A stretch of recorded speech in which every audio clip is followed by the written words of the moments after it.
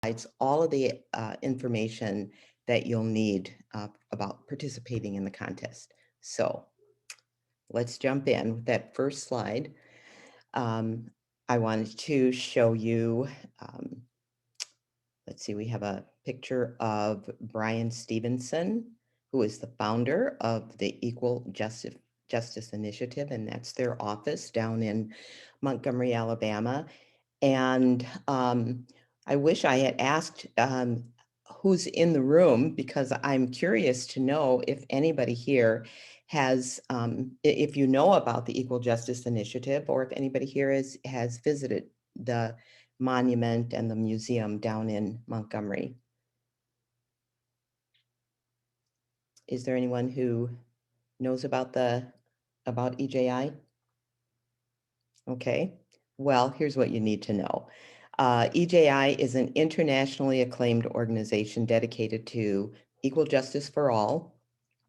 It established the National Memorial for Peace and Justice and the Legacy Museum in Montgomery, Alabama, that opened in April 2018.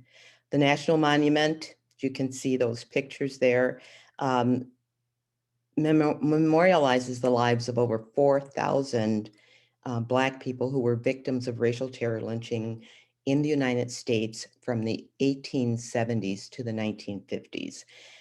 The names of these individuals are engraved on those pillars that you can see. There are about 800 of those pillars that make up the monument, and the names of actual people who were victims of racial terror lynching are engraved on those pillars. And I'd like to read the inscription that you can see on the image there. It says, "For the hanged and the beaten, for the shot, drowned, and burned, for the tortured, tormented, and terrorized, for those abandoned by the rule of law, we will remember. With hope, because hopelessness is the enemy of justice. With courage, because peace requires bravery. With persistence, because justice is a constant struggle. With faith, because we shall overcome."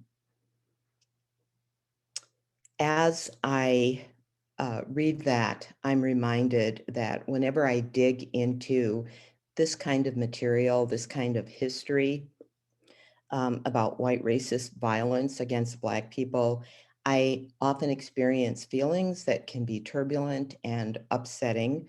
And I don't know if that will happen for you, but as you're doing your research, you may have feelings like that too. And I just want to encourage you to accept those feelings as normal and natural, and to do what you can to take care of yourself around them. And I know that our uh, next speaker, Valandra, will speak to that a little bit also when she in her discussion with you.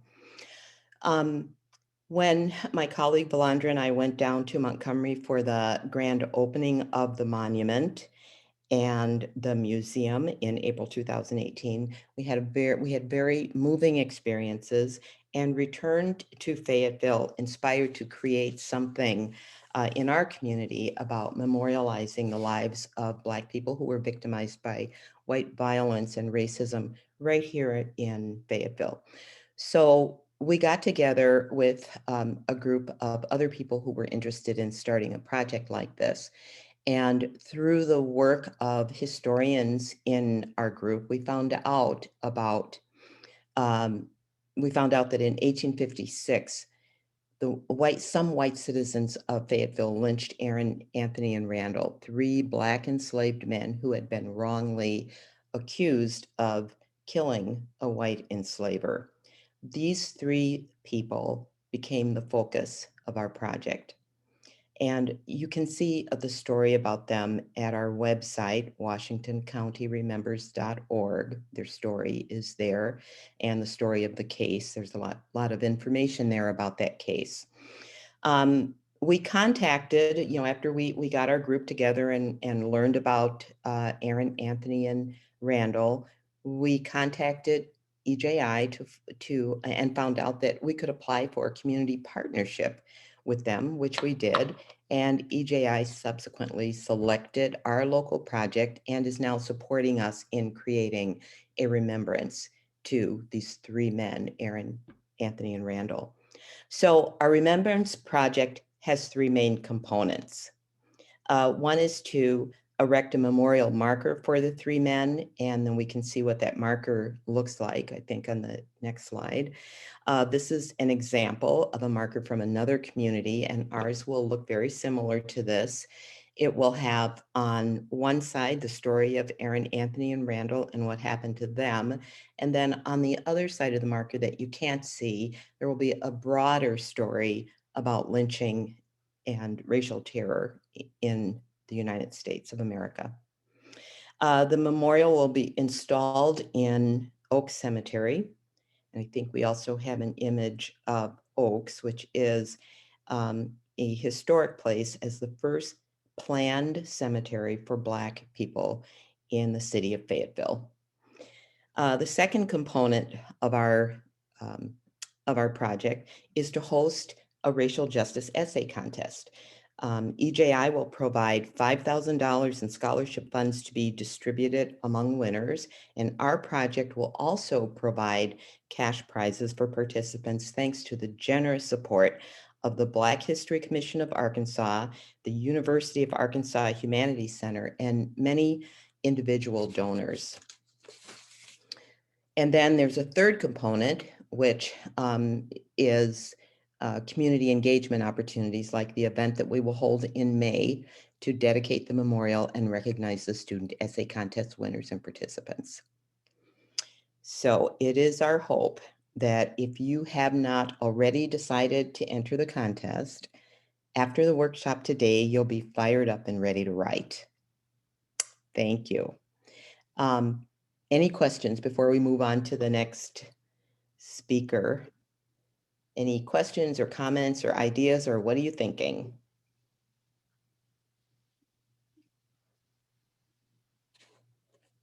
All right, so then let's move on to Valandra. Okay. Yes, go ahead.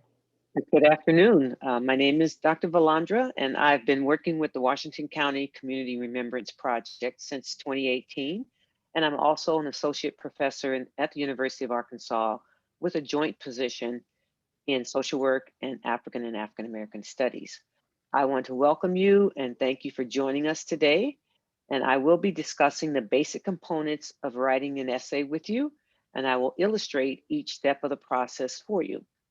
And as you can see from the summary of the EJI essay guidelines that I included with this slide, in 800 to 1,000 words, you are being asked to examine the history of a topic of racial injustice and to discuss its legacy today, as well as possible solutions for confronting, reducing, or otherwise overcoming that injustice. And in addition to your historical research, you can support your essay with personal reflections, artistic expressions like with poetry, with music, with art. And you're also encouraged to consider how the racial injustice impacts your personal life, your family, or your community. So I will use the legacy of my own family history here in Arkansas as an example to illustrate the basic parts of an essay. But before we do that, I would like to get you to think about writing an essay. And I want to ask you to think about two questions and either write your response in the chat or you can share it with us. Now, I'm assuming because you are all high school students that you have some experience with writing essays or papers or some kind of writing assignment, and that involved maybe roughly 8,000 or 800 to 1,000 words. And what I want you to think about, though, is how you felt about your writing experience. And I think this is particularly important given the topics that you're going to be writing about. I want to encourage you to tune in to your feelings and use your feelings as a guide in what you write about, when you write about it. So what I'd like you to do is just to reflect back on one of the most enjoyable experiences you've had with writing. And what is the one thing that made it an enjoyable experience for you? So it might be, it was a topic that you were passionate about. It was in a class subject that you were passionate about. Maybe it was an assignment from a teacher that you really enjoy that teacher's class. Whatever it is, I want you to think about one thing that made that writing experience enjoyable. And if you can write it in the chat, that or share it with us, that would be great. We'll give you a little time to think about that. And hopefully I'll see the chat light up or I'll hear another voice.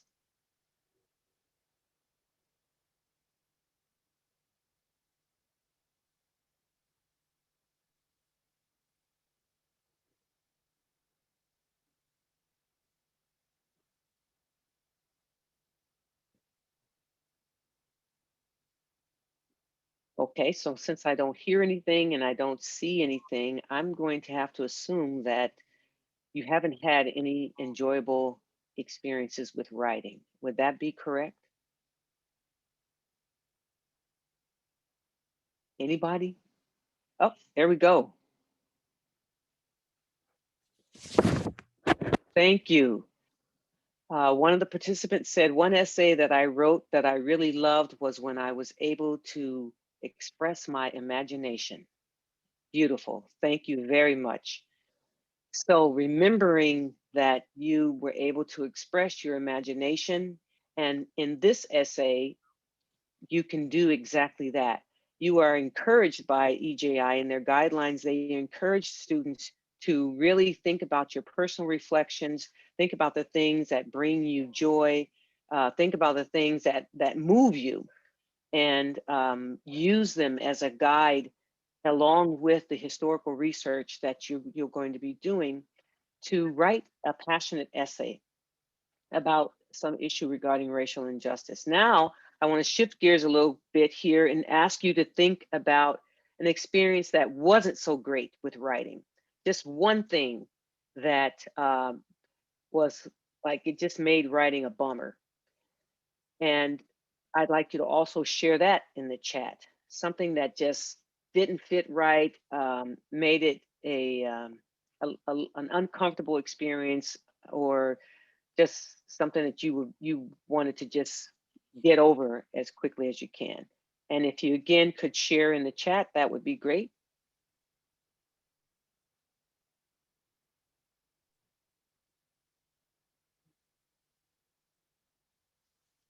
Okay.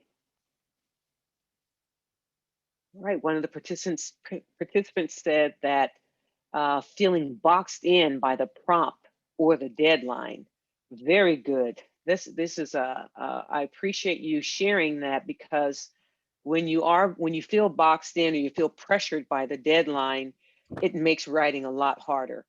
And there is a deadline for this project, and for the racial justice essay contest, and I believe that the contest ends on April 23rd. So you have more than a month to write, and so that should give you a lot of time. And you might want to write that deadline down and then work backwards in terms of thinking about your essay. And again, it's only 800. I say only because 800 to 1,000 words might really feel like a lot, but I used only relative to the way I might write, the way I write as a scholar, which is a lot more. And Dr. Valandra, that that amounts to really not more than 3 pages, wasn't it? Less Mhm. than It's 2 less than, yeah. somewhere between 2 and 3 pages. So Mhm. it's not like a 10-page long thing. Okay, we have some more comments in the chat. There was a particular time I had to express opinions from a point of view I didn't agree with, and although it is significant to write from different points of views, it wasn't very enjoyable. And then the other one's feeling stuck and not being able to use your thoughts. These are also really good experiences to think about in relation to this essay, because you do get to write from your point of view, grounded in the history of the issue that you're going to be talking about. And you are encouraged in this project to express your thoughts about it. So hopefully with this writing essay experience, you will be able to avoid some of those things that were not enjoyable in terms of writing. And so what I'd like you to do as you think about this, the essay that you're going to write, is think about the ways in which you might be able to replicate the things that you enjoyed about writing and minimize those aspects that were not appreciated. So speaking from your own perspective, sharing your beliefs, your personal reflections, your beliefs about the whatever the racial injustice issue that you write about, grounding it in your lived experiences as much as you can, along with the research, is wonderful. And you are encouraged to do that. So now I will tell you a little bit about my family legacy and what has excited me about writing about the lived experiences of my ancestors, but also has excited me about this essay contest as well, and being involved with the Equal Justice Initiative's Remembrance Project. So, well, I was actually recently received a grant from the University of Arkansas, Arkansas Humanities Centers, to explore the lives of 4 generations of Arkansan women in my family and their efforts to overcome several systems of racial injustice, including slavery, the racial violence of Reconstruction, the Southern policies and practices instituted through Jim Crow laws and Black codes, and the sharecropping system in the South that is sometimes referred by another name as a form of slavery, and then segregation in the North. And these 4 women are my great-great-grandmother, Lizzie Spotwell Johnson, my great-great-grandmother, Willie Ann Rogers, my great-grandmother, Ida Hall Henderson, who is in the photograph to your left, and my precious grandmother, Burdine Hall Williams, is in the photo to your right. And the my grandmother, Burdine, passed away 2 months ago, about just 4 months short of her 102nd birthday. So she has been instrumental in my life since I was born. And oftentimes she talked a lot about her lived experiences in the South. She was born in 1919 in Wheatley, Arkansas. And my great grandmother, Ida Hall Henderson, was born in Helena, Arkansas in 1880. So I grew up listening to stories from my grandmother about her life in Arkansas and how she started working at 10 years old with her mother, Ida, taking care of white families, washing and ironing their clothes, caring for their children, preparing their meals, cleaning their houses, and running their errands as a domestic worker. But sometimes she also was able to go out with her own grandmother, Willie Ann Rogers, to deliver babies. And that's what inspired her to want to be a doctor. However, because she, as a Black woman born in the South in 1990, she was faced with uh, the Jim Crow laws of the South that inhibited her from getting the kind of education that she needed to be a doctor, uh, and restricted her life in many other ways. So, and several members of my grandmother's family were also sharecroppers. And when my great grandmother, Willie Ann Rogers, was 70 years old in 1938, she was interviewed by Irene Robertson of the Federal Writers Project. And that interview is now a part, with all the other interviews that were done by the Federal Writers Project, as part of the Library of Congress. And Willie Ann talked about her mother, Lizzie Spotwell Johnson, who her mother had told her that she had been enslaved as a young woman and sold on the auction block in Richmond, Virginia. So based on my family's legacy, I chose to look at racial injustice of slavery, or I could look at the racial injustice of slavery. I could look at the period of Reconstruction. I could look at and choose from my historical event, Jim Crow laws, the sharecropping system. There's an abundance of historical events and experiences that that my ancestors, maternal ancestors, experienced, that I could choose to write about. And so what I want to do in explaining the components of the essay, the major components or basic components of the essay, is to draw upon those experiences to illustrate to you how you might go about doing this. So let's go ahead and take a look at the next slide. So the first component of the essay is the introduction. And typically the introduction will go from a broad statement down to something specific. And since my project that I'm going to be doing is related to intergenerational resilience, meaning from generation to generation, what are the things, what are the choices that people made? What are the ways in which people in my family resisted, fought against, confronted racist practices, uh, discrimination, oppression? I chose to focus on intergenerational resilience in the face of systemic racism as the topic. So the broad introductory statement is African American families have survived over 400 years of systemic racism and continue to demonstrate resilience and determination in celebrating life from one generation to the next.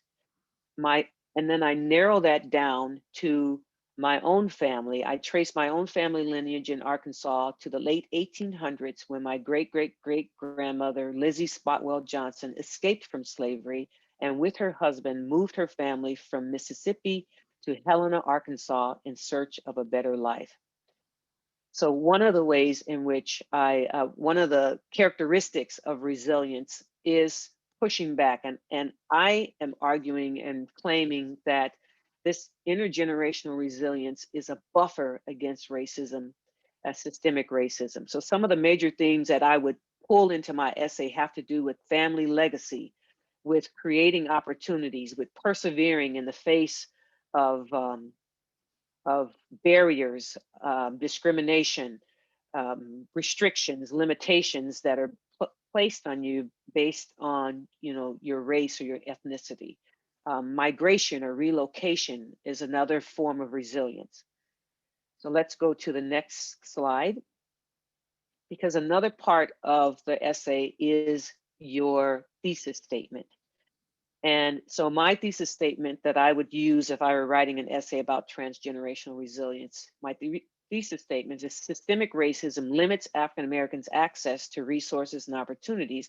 However, and this is the claim or the argument that I'm making, fostering resilience across multiple generations can serve as a buffer against racism.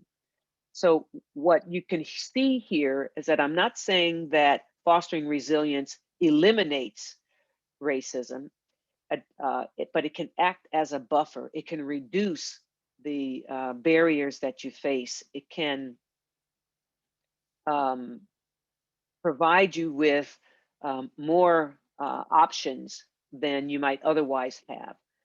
And so oftentimes the thesis statement is at the end of the introduction.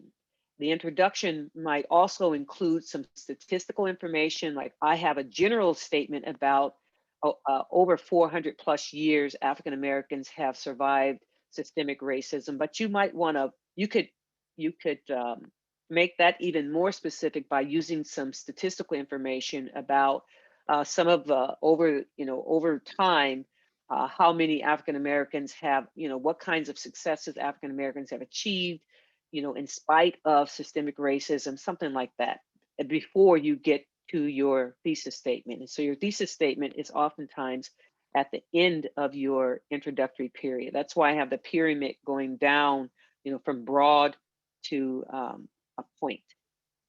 Okay, now let's take a look at the next slide. We're talking here, we're looking at the body of your, outlining the body of your essay. What I chose to do here is to use color codes to give you some examples of different types of statements, arguments that you could make, and the differences between them, using this color code But what you would need to do with each statement or each argument is then again to draw upon the research, draw upon, like in my case, the oral history. My grandmother, I've been interviewing my grandmother since I was 17 years old, recording her talk about her life. And so I may draw up on some of that oral history as well, in providing more content to each of these statements. So I'm just going to use two of them as an example. The first statement about my great-great-grandmother Lizzie, that Lizzie Spotwell Johnson was sold on the auction block in Richmond, Virginia, as a young woman to a man named Ephraim Hester. And that statement in and of itself is something that I pulled from the interview that my great-great-grandmother Willie Ann Rogers did with the Federal Writers Project. So that's the source of that statement. And until I read the interview, I didn't know anything about, I knew about Willie Ann because my grandmother always talked about her when we were growing up. But she always talked about her grandmother, but I didn't know anything about Lizzie until I read the Federal Writers interview that was done with Willie Ann. So what I would do here, if I were going to use this in the body of my essay, is I would also use other source documents, and you're going to hear a little more about that later on. But one that comes to my mind is this book. I don't know if you can see it. Let's see. No, you can't see it. I'll just read it. It's not the whole book. The title of the book is called The Weeping Time: Memory and the Largest Slave Auction in American History by an African-American historian, Ann Bailey. And in the book, she talks a lot about African Americans' experiences with being sold on the auction block, the efforts that they made to try to stay in touch with family members, to find family members that were sold. And that effort I see as part of that resilience in fighting against the system of exploitation that wanted to rip families apart. And so I would use that as a source. And I'll just go to one, I'll pick one more. The statement number 3, the migration north. So in 1944, Lizzie's great-granddaughter, Berdine Williams, my grandmother, showed a similar iron will when, as a young woman of 25 years old, she and her husband, Bobby, decided to move their family north out of the Jim Crow South as part of the Black migration, resettling in Omaha, Nebraska. And thinking about the Black migration, or the Great Migration is what it's referred to sometimes, that was a historical event. And there is an author, Black journalist by the name of Isabel Wilkerson, who wrote a book called The Warmth of Other Suns. She also recently wrote another book called Caste: The Lives That Divide Us. And these are resources that I would use to support a statement like that. So hopefully it's giving you some ideas about how you can develop the body of your essay using some aspects of your lived experience, a combination of research that is out there. You can draw on the oral history of your families, because that is what gives that's what gives depth to your essay. Okay. So let's go ahead and move to the next slide. The next major part of the slide of of the essay is the conclusion. So what are you going to say in the conclusion? You kind of narrowed down your topic and you're focusing on a specific area of history, and providing evidence and support for that. And so from there, usually the conclusion goes back out into a broad statement. So I start with my specific statement. Lizzie's family legacy illustrates the power of African American agency, belonging, and resistance to oppression.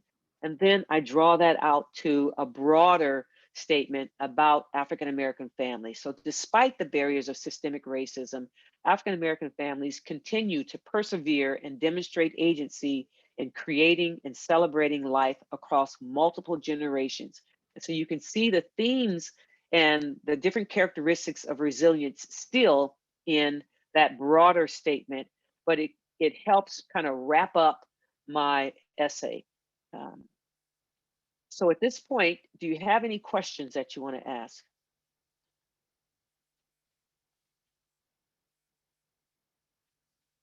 You can also put them in the chat. And what I want to also just remind you to do to pace yourself in terms of the timeline, but also your emotions, because you will be digging up some really and reading some very tough information. So a question, when is the due date again? Yes, the contest ends on April 23rd. Yes, April 23rd, exactly. So you have plenty of time, and I would encourage you to get started now. Again, you're going to be hearing from the librarians and some of the resources. It's a wonderful opportunity to connect with them and start kind of brainstorming what you want to do, what topic you'd like to, and you might start off with a couple topics and explore some of the research, some of the things that have already been written. I would also encourage you to talk with your family members, talk to people who have lived, if people who have lived through Jim Crow, who have lived through um, different forms of oppression, and that might motivate you in a different way than just reading, uh, only reading something from a historical document. Okay.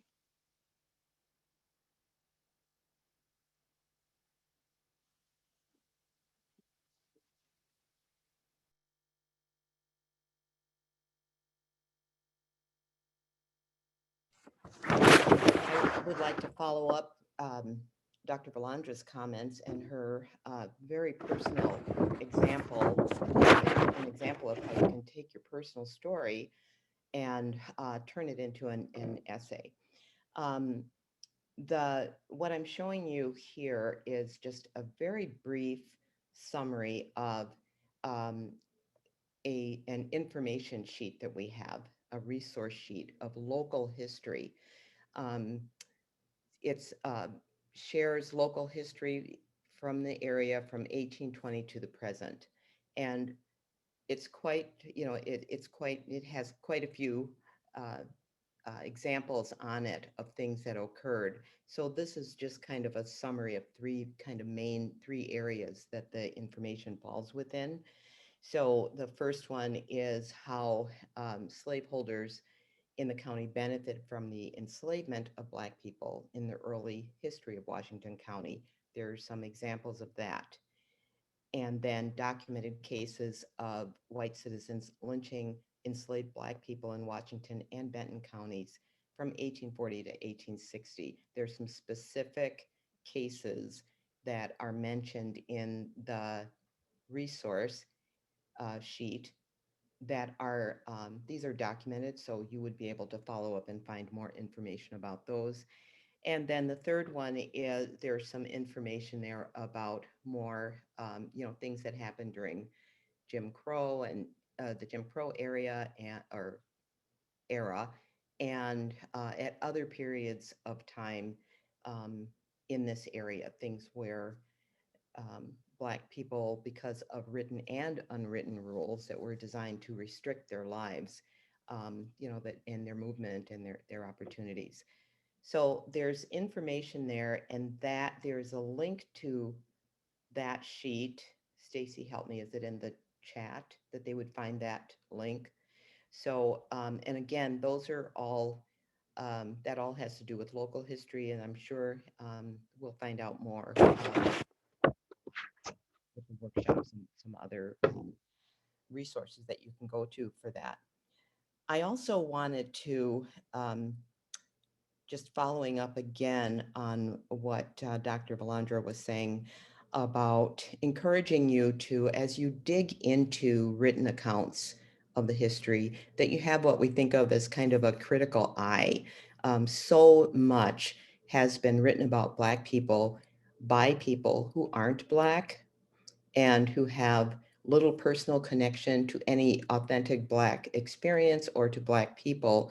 So that whenever we're reading something called Black history, we have to at least pay attention to how the material makes us feel, because sometimes that can be our first clue that I need to dig further or look in a different place for information. It would be great if we had a detailed analysis of the source, but we can't always do that. But we can pay attention to how we feel when we're reading something. So, I mean, because sometimes you just get a gut feeling. Imagine if I decided, not knowing you, I decided to write a story about you and your life or your family. And so, just based on observation, I observed something that you did or I heard about you. I gathered some facts like your birthday, that kind of thing. I looked up some studies that people have done, scholars have done about people like you. And then also, I use my own biases, what I have maybe grown up believing about you or people that are like you. And then I take all that and I write the story of your life. What would that feel like to you? Chat me something. What would that feel like to you if you picked up that book about your life based on all of those things I just said? No real connection to you.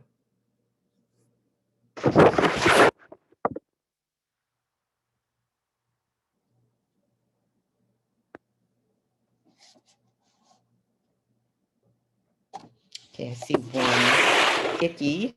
I see another one here. Horrible. It would feel terrible. And it's interesting you would use those words because that's how I feel sometimes when I pick up material about what happened to Black people or what Black people are like or what were the experiences of Black people in this county. And I read accounts of the history, I get this icky feeling sometimes. And actually, if I think about the facts, it happened in this location, on this date, it was this many people. Those things are all accurate. That's true. So why does it feel icky? You can tell when the person writing that has no real connection to the people they're writing about. And as a child or as a young student in school, I often read things that about Black people that did not make me feel good. I did not like the feeling. And at that time, as a child, I didn't really have the words to talk about why I felt that way. But I do now, and I do know that with the kind of background that I hope that you're getting in school and in your family and your community now, that you definitely have those feelings and you can identify the reason that you have those feelings. Everything that you see written in your textbook or written in a magazine or wherever you're seeing it isn't, it might have some of the facts right, but it doesn't have the truth. So pay attention to your gut. Okay. The other thing I'm going to ask you to do is to place high value on oral histories. So when you hear people in your family or older people at church or in your community telling about things that they experienced or things that they witnessed, that's history. And those are pieces of history that can fill in all of the blanks and correct some of the mistakes that are written in textbooks about Black people's history. So those things are really important. You might select your topic and then ask an older person what they know about that from their own experience. And it doesn't have to be, I mean, you maybe, let's say you pick something like, well, you're going to write about um, Black people being disenfranchised or voter suppression. And so you might ask someone and they probably aren't going to, they may not talk about voter suppression. They might just tell you about the time all the polling places in their neighborhood were somehow closed and they had to get on 3 buses and go someplace to try to vote. That's a really important story. So it's things like that. So if you are, when you start asking those questions, you don't have to wait for people to say, well, this is about your topic. You can just listen to what they're telling you. So the stories of your grandparents and great grandparents and other older people contain truths. that you will not find in your history books. And also remember that accounts are not more accurate or reliable simply because they got written down. It's really important to remember that. We have to understand that there are always biases, and that what we need to do is do enough digging and go to as close to an authentic source as possible. That's our best chance for doing a good job with our history research.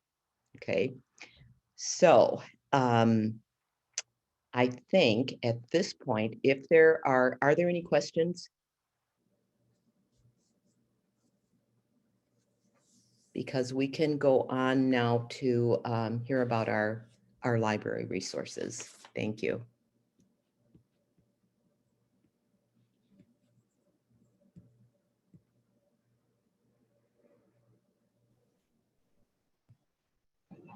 Hi, I'm Susie Walker. I'm one of the reference librarians at the Fayetteville Public Library, and I'm here to share with you some of the library's resources to help you with your topics. First, on a general informational level, there's a really good book called A State-by-State History of Race and Racism in the United States.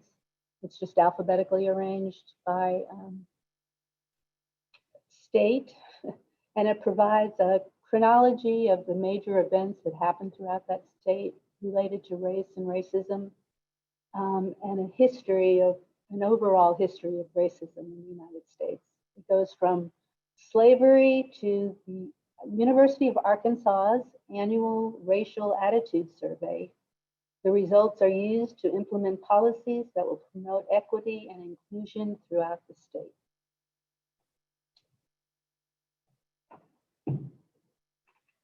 In the genealogy department, there are several really good collections that are used to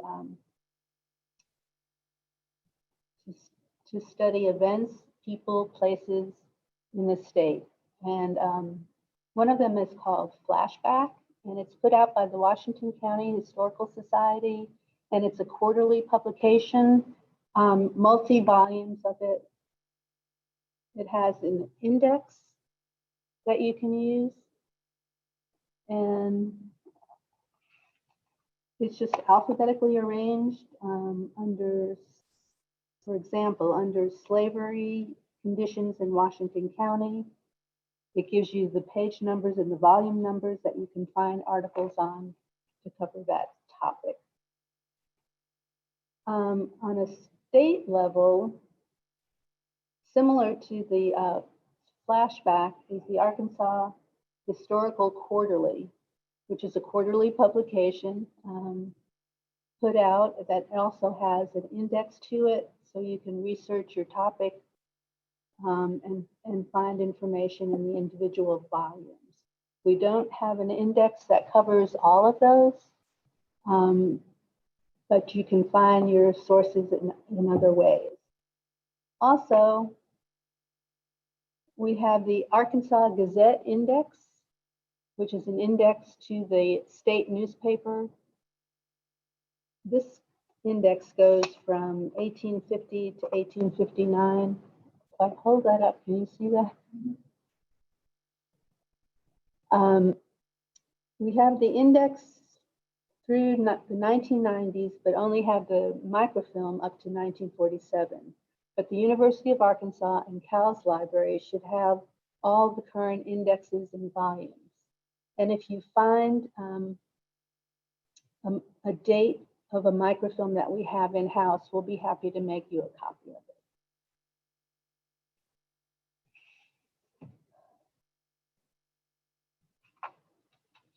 There's a wonderful book called Bearing Witnesses, and it's put out by the Workers' Progress Administration in the 1930s. And it's interviews with over 2,000 slaves. And it's divided by county. So if you wanted to do something local, you just look up Washington County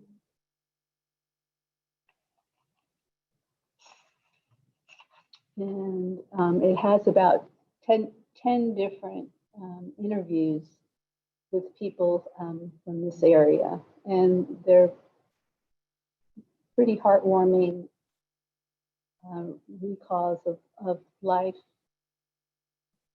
as a slave. And this is the second edition. There's also a first edition of it, but this has more interviews than the other one does.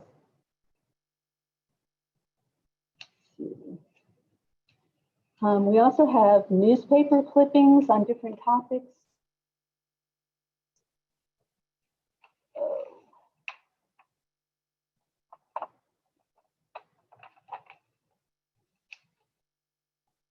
And they're in the Arkansas vertical files. They're pamphlets and newspaper clippings. For instance, this article is on Silas Hunt, who was the first African-American student admitted to the University of Arkansas. And it gives a description of his life and what happened with him and his battle to integrate into the schools. There's also clippings. This is a clipping of Fayetteville High School when it became integrated in 1954 after Brown versus the Board of Education decision. So you can get information that way. There was also an article I found on Professor Gordon Morgan, who was the first Black African-American professor at the university. And he was very instrumental in doing research on education and racism, and was a mentor for thousands of university students. And he helped organize governing bodies and assisted with the integration of student resident halls. He worked with an organization called BAD, which is still current at the university, that helps with raising issues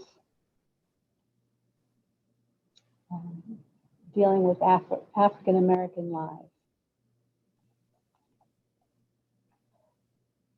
And he wrote a book called The Edge of Campus, which is a journal of the Black experience at the University of Arkansas. And he talks about what it was like as a professor, what it was like as a student to live through those times. And very interesting.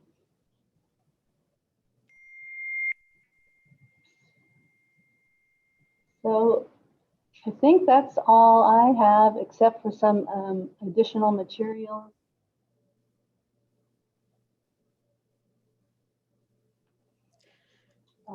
These pertain to lynching and race riots in Arkansas, called Racial Cleansing in Arkansas, 1883 to 1924. Blood in Their Eyes by Griff Stockley, and it's about the Elaine race riots in Elaine, Arkansas. And Susie, we would be able to, students would be able to access, some of those things are things that stay in the library, but the books that you're talking about right now can be checked out. Is that? Yeah, they can be checked out. Okay, great. I'm wondering if at this point, we should move to, did you have more, Susie? I just had a database I was going to show. Oh, okay, because we have just 5 minutes and I wanted to be Oh, sure. okay. I don't need to But do that. It's a database called Encyclopedia of Arkansas, and you can access it through the library's website. And it's got a tremendous amount of information on people, places, events.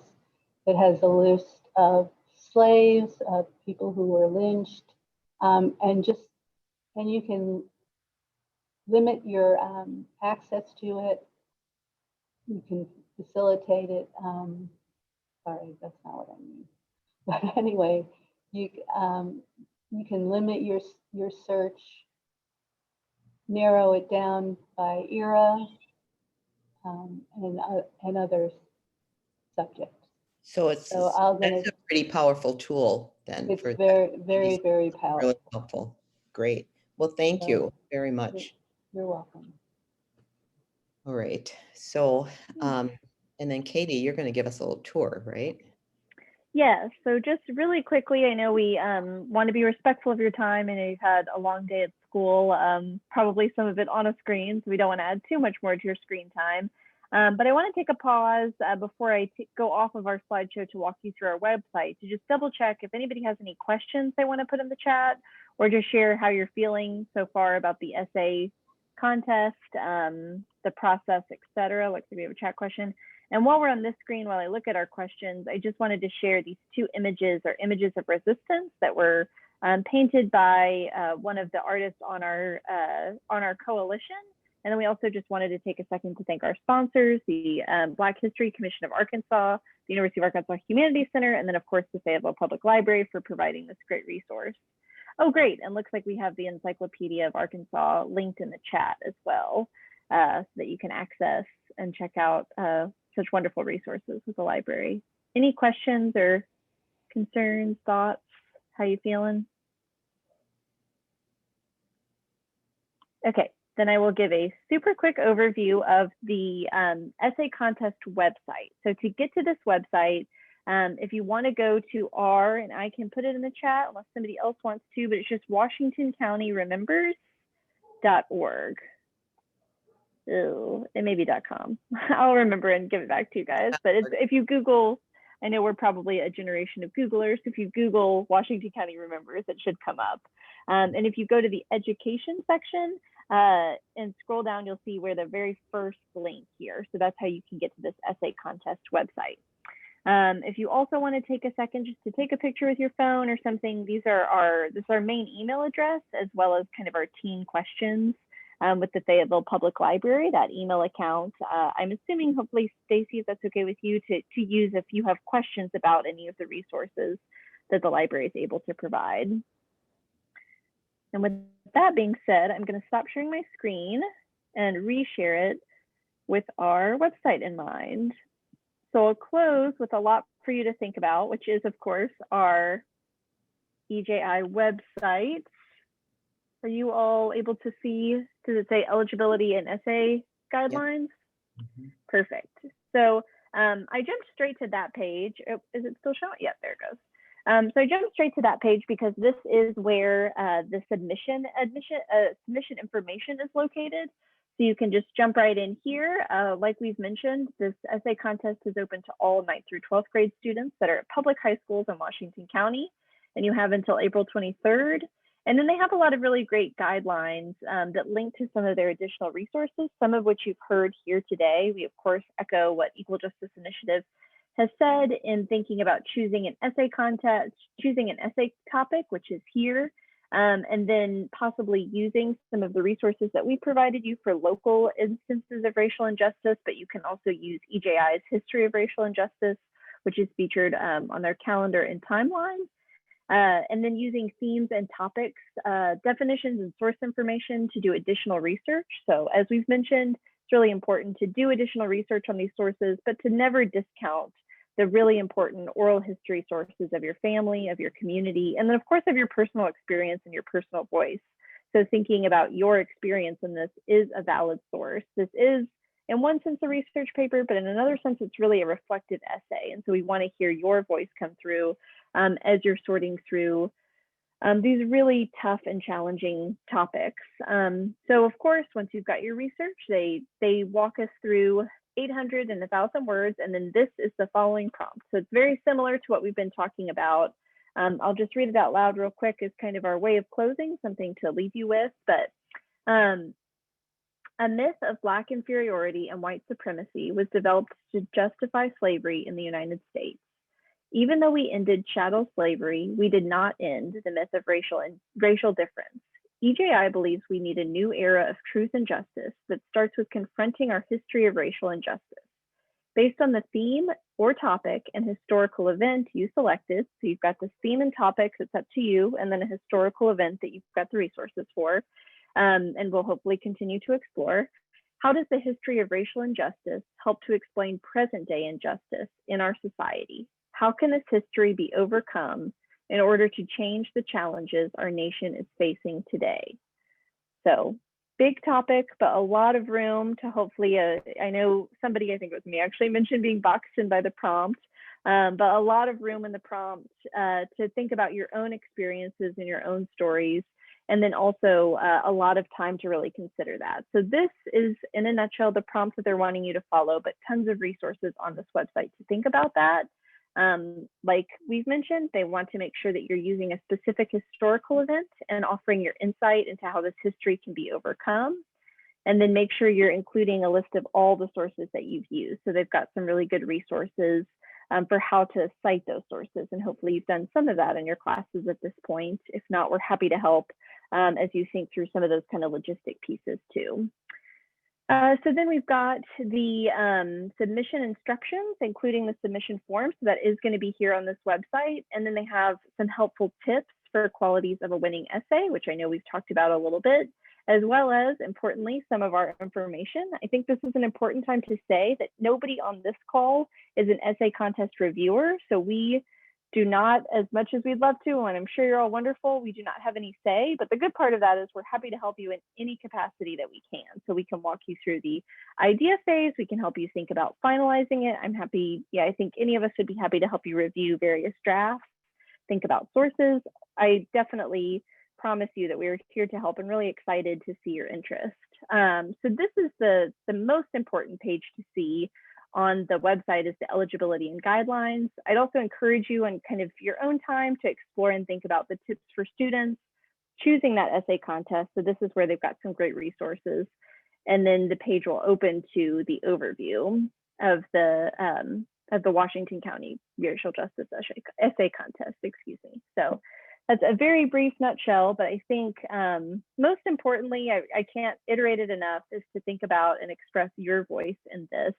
And so I know for me, that's something in this project that I've worked on with this coalition, I've thought about a lot. I am identified as a white woman, and so thinking about my perspective in that and where that plays into these topics and conversations and really trying to reflect on that. I think you've seen some really fantastic examples of doing that in your own personal work. And so I would encourage you at the very forefront of this essay to think about that and think about your story and your voice as it comes through. And use all of these resources, including all of us, as a resource.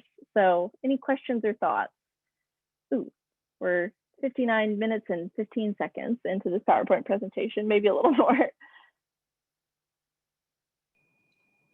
Okay, well, thank you, Katie, and thank you to the members of the Washington County Community Remembrance Project.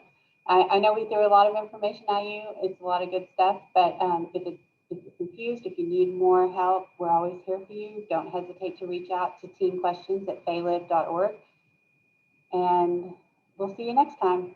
Thanks for joining us. And thank you to the Fayetteville Public Library for offering this as a resource. Yes, and I just wanted to say one more thing about the calendar.